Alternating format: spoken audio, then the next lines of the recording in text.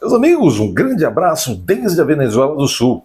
Nas últimas horas, a mídia está repercutindo, veja, a situação difícil em que a Ordem dos Advogados do Brasil passou a enfrentar nesses últimos meses, mas sobretudo derivadamente dos últimos acontecimentos das últimas semanas. Como se diz por aí no jargão popular, a OAB está num beco sem saída, está no mato sem cachorro, está numa sinuca de bico. A OAB está realmente nas cordas. Ou reage, é seu dever constitucional reagir por força da determinação do artigo 133, que diz que a advocacia tem, eu canso de dizer isso. Artigo 133 da Constituição Federal de 1988, a advocacia tem função essencial na administração da justiça. Função essencial. É um poder-dever, praticamente. É por isso que se diz que a OAB não é um órgão de classe qualquer, é um órgão de classe sui generis, ou seja, que tem uma missão constitucional toda diferentona e necessária. Então, se este órgão de classe, que é o nosso maravilhoso órgão de classe, não se desincumbe, ou seja, não cumpre a sua função constitucional, que é ajudar na boa administração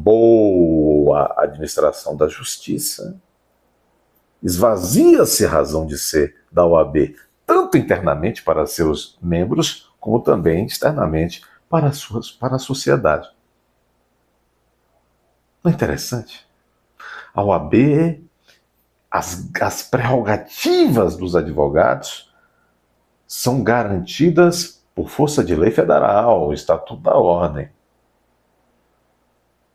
As prerrogativas são as ferramentas que o advogado tem, institucionais, para fazer valer, aí sim, é o que interessa, para fazer valer os direitos do cidadão, do seu cliente, os direitos da cidadania.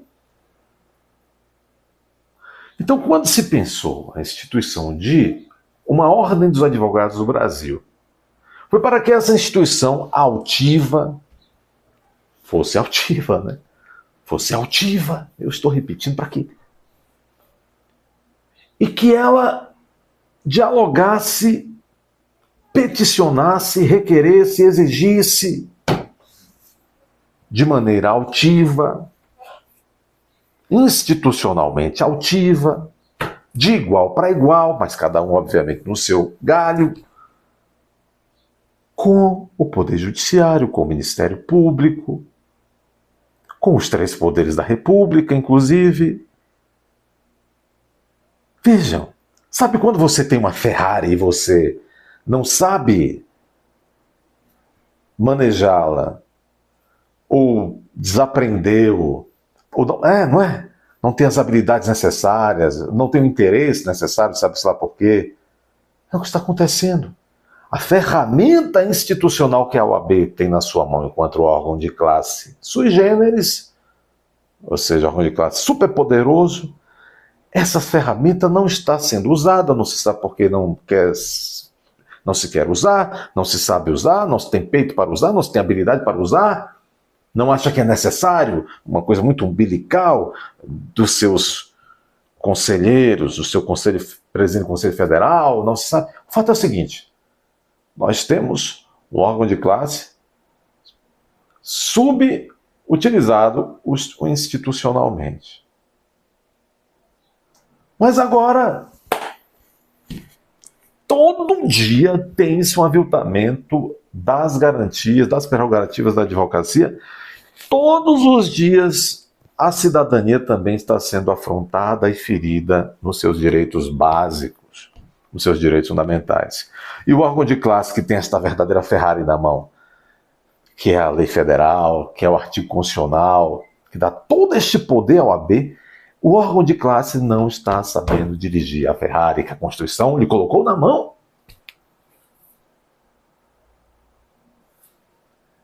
Se continuar assim, o descrédito vai ser total e irreversível diante da maioria dos seus quadros, que somos nós, os advogados, e diante, daí que importa, diante da sociedade brasileira. A OAB não combina em ser um órgão para inglês ver. Rimou, mas não foi o objetivo rimar. Não combina. Ou ela de fato desincumbe, procede a toda a força que tem em sua essência para defender a cidadania, ou ela vai se tornar um museu, como lá atrás se tornou um museu, e hoje é praticamente um museu, o Instituto dos Advogados do Brasil.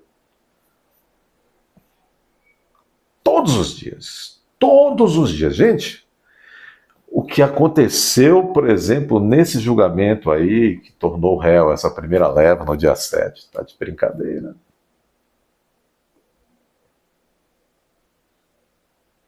Advogados que não podem falar.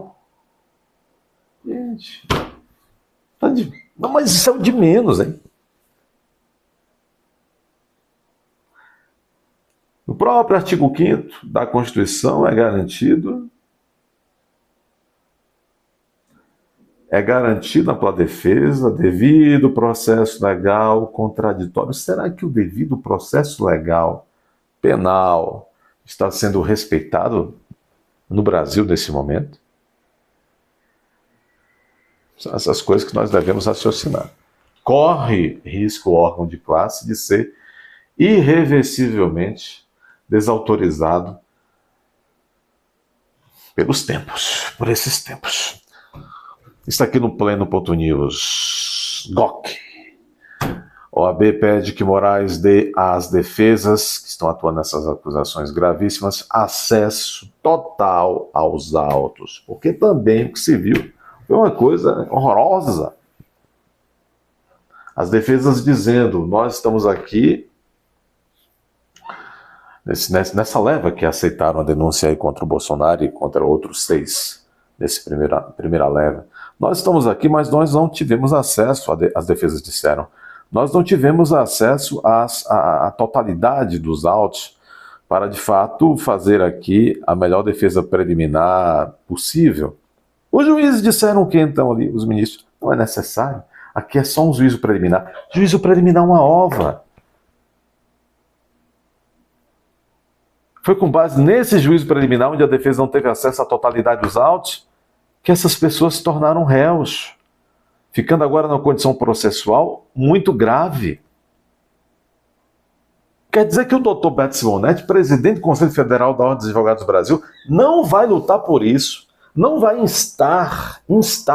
chamar a classe inteira para, em uníssono,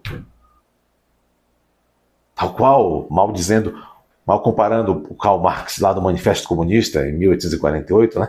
O manifesto dizia, trabalhadores univos, coisa que é advogados univos, com exceção do prerrogativas, que aí está unido é contrabanda, né? Beto Simonetti. Para Beto Simonetti, presidente do Conselho Federal da Ordem dos Advogados do Brasil, a condução do inquérito pode estar gerando prejuízos irreparáveis às defesas dos investigados. Só agora percebeste? O presidente nacional da Ordem dos Advogados do Brasil, OAB, Beto Simonetti, se reuniu com o ministro do Supremo Tribunal Federal, Alexandre de Moraes, nessa quinta-feira, cafezinho lá, cafezinho acolá, e pediu que ele conceda acesso completo aos autos do processo da suposta tentativa de golpe aos advogados investigados. De acordo com ele, a condução do inquérito pode estar gerando prejuízos irreparáveis às defesas. Disse Beto Simonetti, à Gazeta do Povo. É essencial a intervenção do Conselho Federal da OAB para garantir o respeito às prerrogativas da advocacia e assegurar a plena observância das garantias legais e processuais indispensáveis ao devido exercício da profissão, declarou a Gazeta do Povo. Em ofício entregue a Moraes, Beto Simonetti afirma que a Polícia Federal e a Procuradoria-Geral da República tiveram acesso a todos os elementos de investigação, mas as defesas puderam dispor apenas de frações do material. Veja.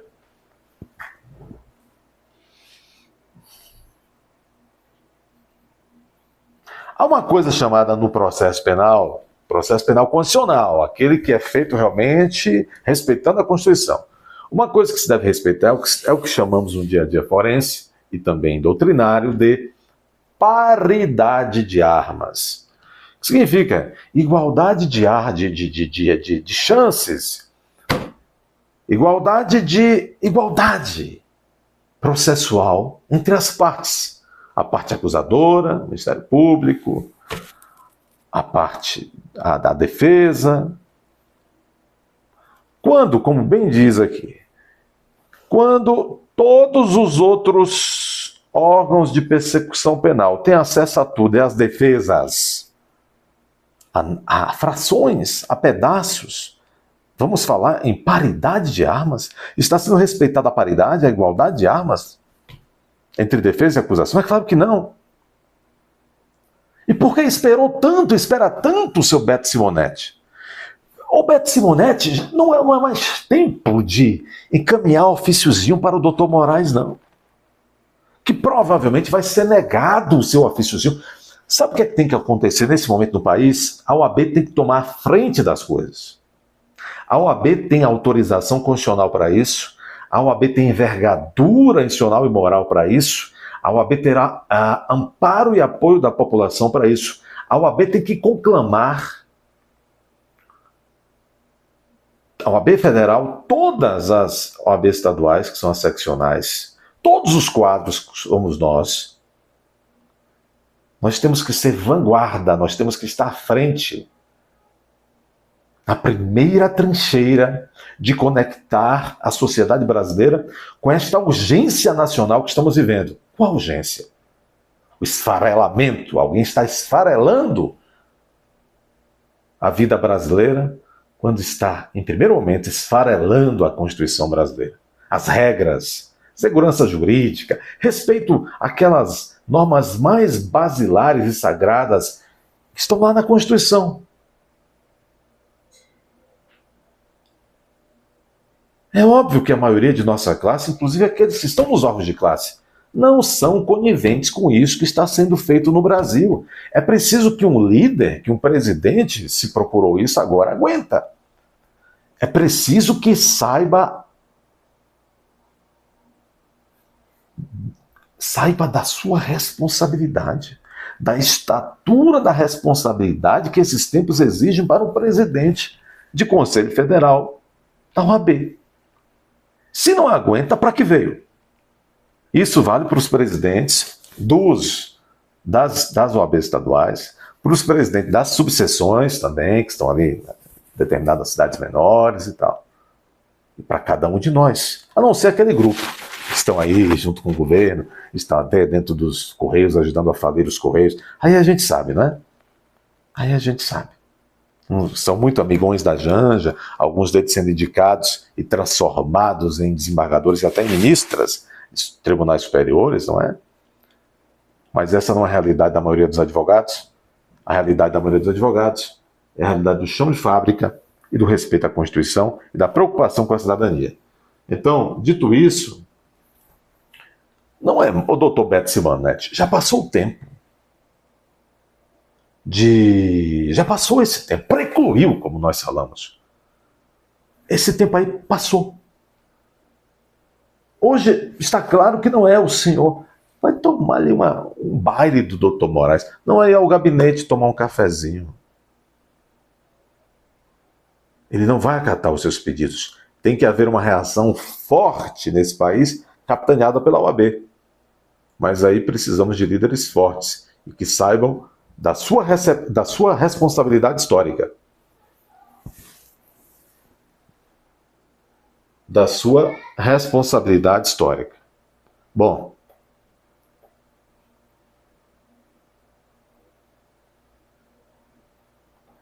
então o que disse nesse ofício o doutor Beto Simonetti